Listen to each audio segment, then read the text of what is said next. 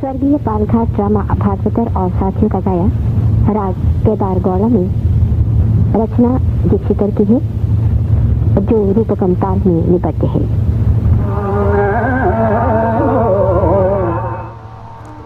കർണാടക സംഗീതത്തിൻ്റെ ഗുരുശിഷ്യ പരമ്പരയിലെ പ്രബലമായ ഒരു കണ്ണിയാണ് പാലക്കാട് രാമഭാഗവതർ എന്ന് പിന്നീട് പ്രശസ്തനായ മുണ്ടായ രാമഭാഗവതർ. കേരളത്തിൻ്റെ കർണാടക സംഗീത ചരിത്രത്തിൽ പാലക്കാടൻ സംഗീത വഴികൾക്ക് നിസ്തുലമായ സ്ഥാനമാണുള്ളത്. പാലക്കാടൻ സംഗീത സംസ്കൃതി പാലക്കാടും സമീപ പ്രദേശങ്ങളിലും അതിൻ്റെ ഇടം കണ്ടെത്തിയത് തമിഴ്നാട് വഴി കേരളത്തിലെത്തി അവിടെ അഗ്രഹാരങ്ങൾ സ്ഥാപിച്ച് വേരുറപ്പിച്ച തമിഴ് ബ്രാഹ്മണരുടെ സാംസ്കാരിക ധാരയിൽ അലിഞ്ഞു ചേർന്നിരുന്ന കർണാടക സംഗീതത്തിൻ്റെ സ്വാധീനം പുഷ്കലമാകുക വഴിയാണ്. പറിച്ചു നടപ്പെട്ട ജീവിതത്തോടൊപ്പം അവരുടെ ഭാഷയും സംസ്കാരവും വേരുറപ്പിച്ച് പടർന്ന് പന്തലിച്ചത് സ്വാഭാവികം മാത്രം. എന്നാൽ പിന്നീട് പാലക്കാട്ടെ പല സംഗീതജ്ഞരും ഉന്നതി തേടി സംഗീതത്തിൻ്റെ ശക്തികേന്ദ്രമായി മാറിയ മദിരാശിയിലേക്ക് കുടിയേറി പാർത്തു. എങ്കിലും പറിച്ചു മാറ്റാനാകാത്ത സംഗീത സംസ്കാരത്തിൻ്റെ പതാകവാഹകരായി കുറച്ച് സംഗീതജ്ഞർ സംഗീതത്തിൻ്റെയും ഭജനയുടെയും നാൾവഴികൾ എണ്ണി പിറന്ന മണ്ണിൽ തന്നെ നിലയുറപ്പിച്ചു. പാലക്കാടൻ കാറ്റിൽ തൻ്റെ സമാനതകളില്ലാത്ത സംഗീതത്തിൻ്റെ സുഗന്ധം പരത്തി ആ നാദധാരയുടെ സൗരഭ്യം അന്തരീക്ഷത്തിൽ അലിയിച്ചു ചേർത്ത മാസ്മരിക പ്രഭാവത്തിനുടമയായിരുന്ന പാലക്കാട് രാമഭാഗവതർ അവരിൽ പ്രഥമഗണനീയനാണ്. കർണാടക സംഗീതത്തിലും കഥകളി സംഗീതത്തിലും ഒരേപോലെ പ്രഗത്ഭനായ ജ്യേഷ്ഠ സഹോദരൻ വെങ്കടകൃഷ്ണ ഭാഗവതരായിരുന്നു രാമഭാഗവതരുടെ ആദ്യ ഗുരു. അദ്ദേഹം തൻ്റെ ശാസ്ത്രീയ സംഗീതത്തിലുള്ള അവഗാഹമായ പാണ്ഡിത്യം പ്രയോജനപ്പെടുത്തി കഥകളി സംഗീതത്തെ നവീകരിച്ച് നിലവിലുള്ള ശൈലി രൂപപ്പെടുത്തുന്നതിൽ പരമപ്രധാനമായ പങ്കുവഹിച്ച ആളാണ്. അങ്ങനെ ജ്യേഷ്ഠൻ കാട്ടിയ വഴിയിലൂടെ സഞ്ചരിച്ച് തൻ്റെ അനുപമമായ സിദ്ധിയും നിഷ്കർഷതയോടെയുള്ള അഭ്യാസത്താൽ ആർജിച്ച ജ്ഞാനവും അപ്രതിമമായ പ്രയോഗവൈഭവവും കൊണ്ട് കാലത്തെ അതിജീവിച്ച ഒരു മഹാസംഗീതജ്ഞനാകുവാൻ രാമഭാഗവതർക്ക് സാധിച്ചു. സംസ്കൃതം, തെലുങ്ക്, കന്നഡ, തമിഴ്, മലയാളം എന്നീ ഭാഷകളിൽ വിവിധ വാഗ്ഗേയകാരന്മാരുടെ അനേകം കൃതികൾ സ്വായത്തമാക്കിയതോടൊപ്പം പ്രസിദ്ധ വയലിൻ വിദ്വാൻ മൈസൂർ ചൗഡയുടെ സൗഹൃദം മൂലം കുറേയേറെ മറാഠി അഭംഗങ്ങളും അദ്ദേഹത്തിന് അഭ്യസിക്കാൻ സാധിച്ചു. ഗുരുകുലവാസത്തിന് ശേഷം ഗുരു അനന്തരാമഭാഗവതരോടൊപ്പം പരിപാടികൾ അവതരിപ്പിക്കുകയും അദ്ദേഹത്തിന് വാർദ്ധക്യ സഹജമായ അസുഖം ബാധിച്ചപ്പോൾ സ്വന്തമായി തന്നെ കച്ചേരികളും ഹരികഥകളും അവതരിപ്പിക്കുകയും ചെയ്തു തുടങ്ങി. 1910 മുതൽ പഴയ കൽപ്പാത്തി ലക്ഷ്മീനാരായണ ക്ഷേത്രത്തിൻ്റെ സമീപം ഗുരുവിൻ്റെ സ്മരണയ്ക്കായി നിർമ്മിച്ച ഗുരുപ്രസാദ് എന്ന ഗൃഹത്തിൽ തന്നെയാണ് അന്ത്യം വരെ താമസിച്ചിരുന്നത്. 1924 മുതൽ രാമഭാഗവതർ തുടർച്ചയായി മദിരാശി, ബോംബെ, ബംഗളൂരു, കോയമ്പത്തൂർ, തിരുവനന്തപുരം, ജബൽപൂർ ഇങ്ങനെ തുടങ്ങി കേരളത്തിനകത്തും പുറത്തും നിരവധി കച്ചേരികൾ അവതരിപ്പിച്ചിരുന്നു. മൈസൂരിലെ ദസറ ഉത്സവത്തിനും തിരുവനന്തപുരത്തെ രാജസദസ്സിലും രാമഭാഗവതർ സ്ഥിരം ക്ഷണിതാവായിരുന്നു. നോബൽ സമ്മാന ജേതാവ് ഡോക്ടർ CV രാമൻ ഭാഗവതർക്ക് ഗായക കേസരി എന്ന സ്ഥാനപ്പേര് നൽകി ആദരിച്ചു. കൂടാതെ കാഞ്ചി കാമകോടിപുര പീഠം, ശൃംഗേരി ശാരദാശങ്കര പീഠം എന്നീ മഠങ്ങളിലും രാമഭാഗവതരെ ആദരിച്ചിട്ടുണ്ട്. തിരുവയ്യാറിൽ ബംഗളൂർ നാഗരത്നമ്മാൾ നടത്തി വന്നിരുന്ന ത്യാഗരാജ ആരാധനയിൽ രാമഭാഗവതർ പതിവായി പങ്കെടുത്തിരുന്നു. 1924 അദ്ദേഹത്തിന് തീവണ്ടി കിട്ടാത്തത് മൂലം ആ വർഷത്തെ തിരുവയ്യാറിൽ പോയി ത്യാഗരാജോത്സവത്തിൽ സംബന്ധിക്കുവാൻ സാധിച്ചില്ല. ഉടൻ തന്നെ അദ്ദേഹം മൃദംഗ വിദ്വാൻ മണിയയ്യരുടെ അച്ഛൻ ശേഷൻ ഭാഗവതർ, കൽപ്പാത്തി വിശ്വനാഥയ്യർ തുടങ്ങിയ വിദ്വാൻമാരോടൊപ്പം ത്യാഗരാജസ്വാമികളുടെ സമാധി ദിനമായ പുഷ്യബഹുള പഞ്ചമി തിഥിയിൽ തന്നെ കൽപ്പാത്തിയിലെ ത്യാഗരാജസ്വാമികളുടെ ശിഷ്യനായ രാജാറാം സ്വാമികളാൽ സ്ഥാപിതമായ രാമധ്യാന മഠത്തിൽ, ഇപ്പോൾ അവിടെ സ്ഥിതി ചെയ്യുന്ന ഹനുമാൻ ക്ഷേത്രമാണ്, അവിടെ വെച്ച് ത്യാഗരാജ ആരാധനയും സംഗീതോത്സവവും നടത്തി തുടങ്ങി.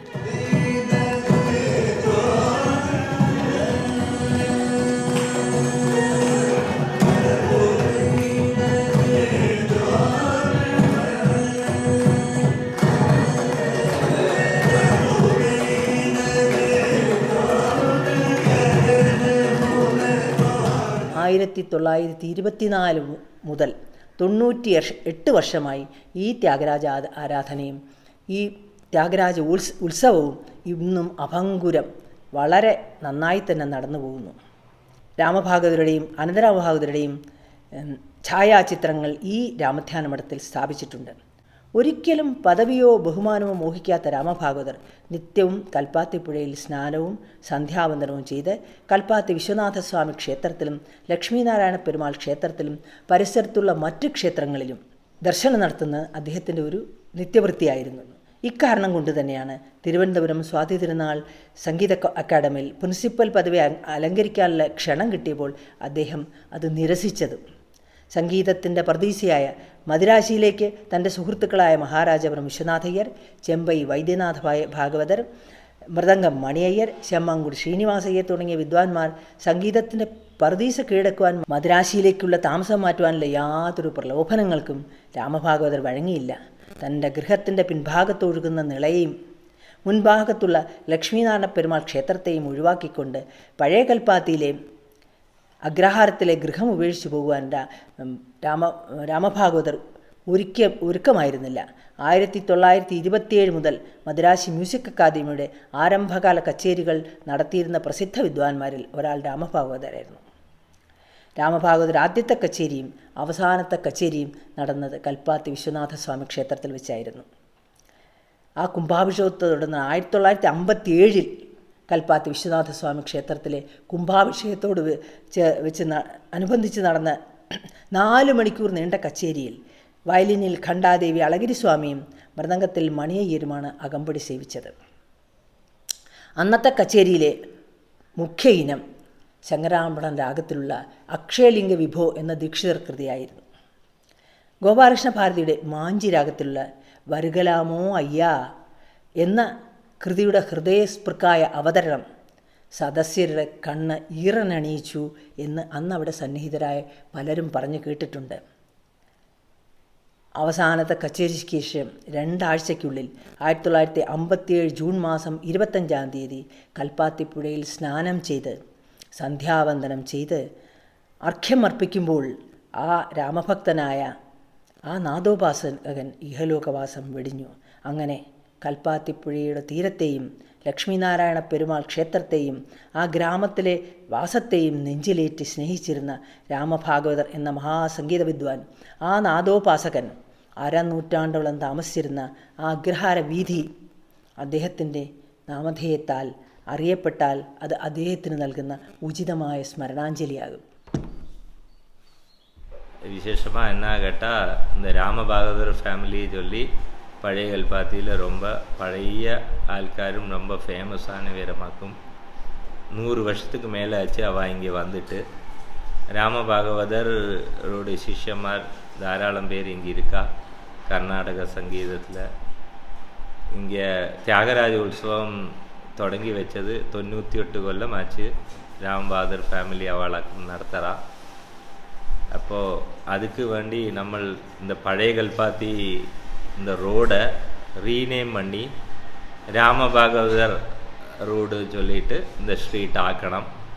என்ன ஆட்டால் அத்தனை பாரம்பரியமாக இருக்கிற பேராக்கும் அத்தனை கர்நாடக சங்கீதத்தில் ரொம்ப ஃபெமிலியராக இருந்த பேருமாக்கும். பழைய காலத்தில் எங்கேயும் வெளியூர்லேருந்தும் போகாதக்கு கிராமங்களில் மாத்திரம் இருந்து சங்கீத கச்சேரியெல்லாம் நடத்திட்டு அத்தனை சிஷ்யமால வளர்த்தி எடுத்து இந்த மாதிரி கைங்கரியம் பண்ணி வேருக்கு ஒரு இன்னும் ஃப்யூச்சர்லேயும் இவாளோட இது பேர் நிலநிற்கணும் சொல்லிட்டாக்கும் நம்ம இந்த ரோடை ரீநேம் பண்ணுறோம் சொல்லி சஜஸ்ட் பண்ணுறது. கிராமஜன சமூகத்திலேருந்தே நம்ம அதுக்கு இம்பார்ட்டன்ஸ் கொடுத்து இன்னியும் அந்த ராமபாகவதர் ஃபேமிலி தொடர்ந்தும் மேலே மேலே அபிவிருத்தியாயிட்டு இதே போல் பேரும் புகழுமாக இருந்துட்டு இருக்கணும் சொல்லியாக்கும் நம்ம கிராமஜன சமூகத்தோடு தாற்பயம். அப்போ நான் ஒன்றுகூடியும் சொல்கிறேன், இந்த நம்ம ஸ்ட்ரீட்டை ராமபாகவதர் ஸ்ட்ரீட் சொல்லி ரீநேம் பண்ணணும்.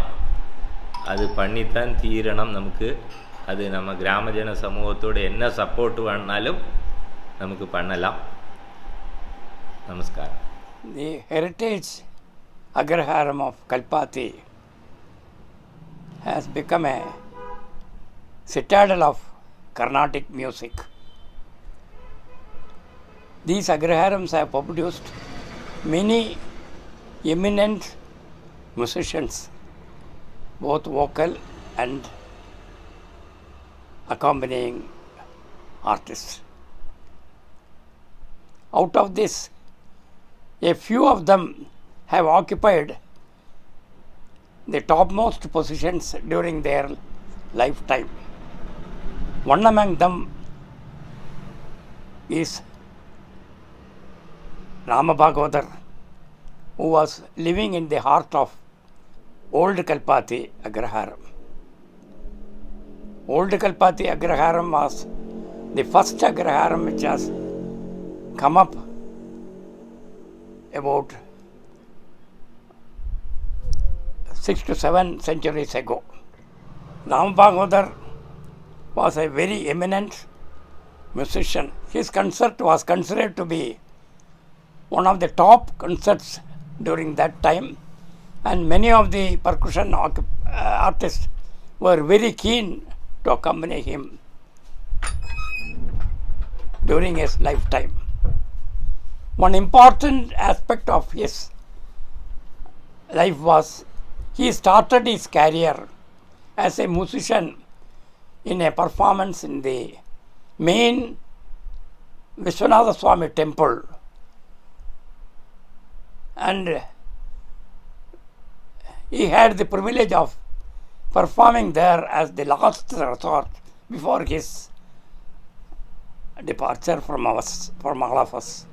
One of the great contribution by him was he organized the Tyagaraja Aradhana festival in Kalpati. The old Kalpati Agraharam remembers this eminent artist throughout, and I feel it will be very appropriate to call this Agraharam as Rama Bhagavatar Street.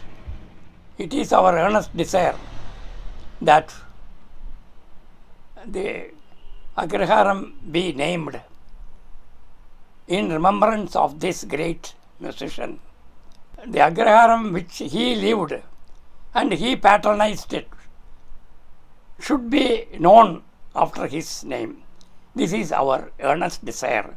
I hope the authorities may consider this and accede to this request of now the residents of this village. Palakkad രാമബോധർ പിന്നാലെ തിരിയപ്പെട്ടത് മുണ്ടായ അഗ്രഹാരത്തിലേക്കും അവരോട് native place മുണ്ടായ രാമഭാഗവതർ എന്നാക്കും അവരെ എല്ലാവർക്കും പിന്നാലെ തിരിയപ്പെട്ടത്. പിന്നെ അവർ പാലക്കാട്ടിലെ കൽപ്പാത്തിയിലെ സെറ്റിൽ പണിഞ്ഞപ്പോഴാക്കും ജനങ്ങൾക്ക് തിരിയ തുടങ്ങിയ പാലക്കാട് രാമഭാഗവതർ ചൊല്ലി. അവരെപ്പറ്റി പേசுறதுக்கு இன்னைக்கு വലിയൊരു കപ്പാസിറ്റി ഒന്നുമില്ല. എന്നാണ് അത്ര വലിയ മഹാന്മാരാക വാഴலாம். എനിക്ക് ഒരേ ഒരു കാര്യം അവരെ പറ്റി ചൊല്ലേണ്ടത് എന്നാടക്കാൻ എന്നോട് ജീവിതത്തിൽ ഞാൻ 8ാം ക്ലാസ് പഠിക്കുന്നത് എന്നോട് കൽപ്പാത്തിയിൽ അവരോട് ഒരു കച്ചേരി നേരെ കേട്ടിരിക്കேன். അന്നേക്ക് എനിക്ക് നല്ല ഓർമ്മയിருக்கு. രാമഭാഗവതർ വായ്പാട്ട്, CR മണിയർ വയലിൻ, പാലക്കാട് മണിയരോട് പ്രസൻസിൽ സുബ്ബയ്യർ മൃദംഗം. എല്ലാവരും ചൊല്ലുക തഞ്ചാവൂരിലേക്കും കർണാടക സംഗീതം പുറന്തിരിക്ക് ചൊല്ലുക. പക്ഷേ അത് വളർത്തിയെടുക്കുന്നത് കൽപ്പാത്തിയാക്കും, പാലക്കാടാക്കും. அதுக்கு மெயின் കൽപ്പാത്തി അഗ്രഹാരത്തേക്ക് ഒരു ഇതുണ്ട്. അവളൊക്കെ அதை നന്നാക്കി കൊണ്ടുവന്നിരിക്കാം. കൽപ്പാത്തിയിൽ ഇരിക്കപ്പെട്ടവാൾ இந்த കൽപ്പാത്തി இந்த ഹിന്ദുവിലെല്ലാം അവരെ പറ്റി എന്താ റേറ്റ് ഒരുപാട് വന്നിருக்கு. അപ്പോൾ இந்த ഹിന്ദുവിലെ CS கிருஷ்ணயராக்கும் வாழை பற்றிட்டுள்ள ஒரு பேப்பரில் ஆദ്യം ராமபாகவதர், சம்ப வைத்தியநாத பாகவதர் இவா கூடி இருந்த ஈரோடு விஸ்வநாதையர் பெரிய வயலின் வித்வானாக்கும். அது பின்ன ஃப்ளூட் NR கிருஷ்ணயர் இவாளெல்லாம் அந்த 1924 தியாகராஜ ஆராதனா தொடங்கறத அந்த ஃப்ளூட் கிருஷ்ணயரும் இவாளும் உண்டு. அந்த NR கிருஷ்ணயர் அவരാക്കും ഇവാ കൂടെ നിന്ന് இந்த കൽപ്പാത്തിയിലെ தியாகராஜ ஆராதனை தொடங்கினது அன்னைக்கு ராமதியான மடத்தில். അതിപ്പോൾ നല്ല വൃത്തിയാവുന്നു. കൊല്ലം നന്നാ ഇപ്പോൾ നടന്നിട്ടുருக்கு, பெருசாக நடந்துட்டுருக்கு. அது பெருசாகிடுச்சு. இப்போ உச்சிதம் என்ன காட்டினாக்கா அந்த பாலக்காடு மணியர் தாமசித்த வீடு அலமேலு விகார் அந்த கல்பாத்தி சங்கீதோத்சவம் நடக்கிறது. அதுக்கு பாலக்காடு மணியர் பேர் போட்டிருக்காள். പിന്നെ தியாகராஜ சுவாமிகளோட ஆராதனா உற்சவம் நடக்கிற அந்த ஹனுமான் கோவில் தியாகராஜ மடம் இருக்கு. அதுக்கு சத்குரு தியாகராஜ சுவாமிகள் ரோடுனாக்கும் போட்டிருக்காள்.